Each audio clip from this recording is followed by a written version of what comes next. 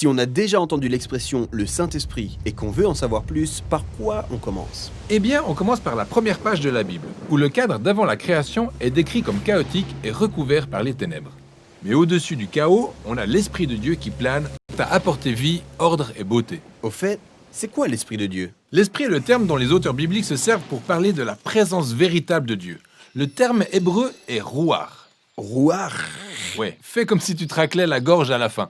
Mais qu'est-ce que c'est en fait? Eh bien, rouar peut signifier beaucoup de choses, mais ce qui les relie toutes, c'est l'énergie. L'énergie? Comment ça? Il y a une énergie invisible qui déplace les nuages ou qui secoue les branches des arbres. En effet, le vent. C'est bien ce qu'on appelle rouar en hébreu. D'accord. Maintenant, prends un grand souffle. Tu le ressens en toi, là? Ouais, l'air. Je parle plus précisément de l'énergie. Cette vitalité que tu reçois en prenant cette bouffée d'air, ça s'appelle aussi rouar. C'est le même mot utilisé dans la Bible pour décrire la véritable présence de Dieu. Autant le vent et le souffle sont invisibles, autant l'Esprit de Dieu l'est. Le vent est puissant, tout comme le Saint-Esprit. Et comme le souffle qui nous maintient en vie, le Saint-Esprit maintient toute forme de vie. Ouais, rouar. En parcourant l'histoire de la Bible, on découvre que le rouar de Dieu habilite les gens à accomplir des tâches spécifiques. La première personne chez qui on constate cette spécificité dans la Bible est Joseph. L'Esprit de Dieu lui donne la capacité de comprendre et d'interpréter des rêves. Ensuite, c'est un certain Betsalel, un artiste, qui en est investi. L'Esprit de Dieu le remplit de sagesse et d'autres aptitudes. Il est notamment doté d'un génie créatif pour réaliser de magnifiques œuvres dans le tabernacle. On voit aussi le rouar de Dieu habiliter une catégorie de personnes appelées les prophètes.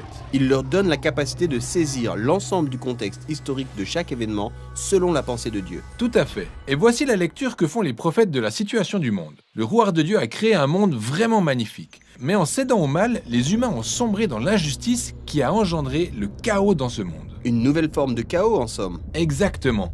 Les prophètes ont déclaré que le Saint-Esprit viendrait comme dans Genèse 1, sauf que cette fois, il transformerait le cœur de l'homme pour l'habiliter à véritablement aimer Dieu et les autres. Comment se traduira ce nouvel acte de l'Esprit de Dieu?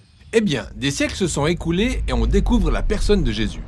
Alors qu'il se fait baptiser dans les eaux du Jourdain, juste avant de débuter sa mission, on assiste à une scène extraordinaire.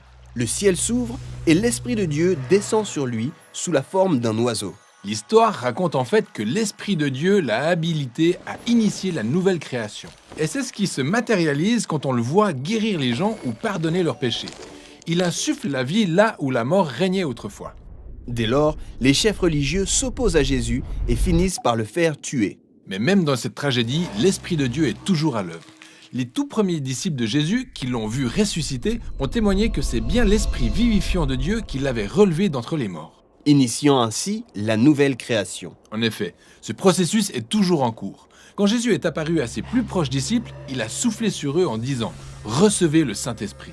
Et peu de temps après ça, l'Esprit est descendu puissamment sur eux tous pour les intégrer à la nouvelle création. Afin qu'ils répandent la bonne nouvelle et expérimentent une vie impulsée par le souffle et l'influence de l'Esprit de Dieu. Aujourd'hui encore, l'Esprit continue de planer au-dessus des ténèbres. Pour amener les gens à Jésus, les transformer et les habiliter à aimer Dieu et leur semblable. L'espérance chrétienne réside dans le fait que le Saint-Esprit rendra son œuvre parfaite. L'histoire de la Bible s'achève sur une vision d'une humanité nouvelle, vivant dans un monde nouveau totalement imprégné par l'amour et l'esprit vivifiant de Dieu.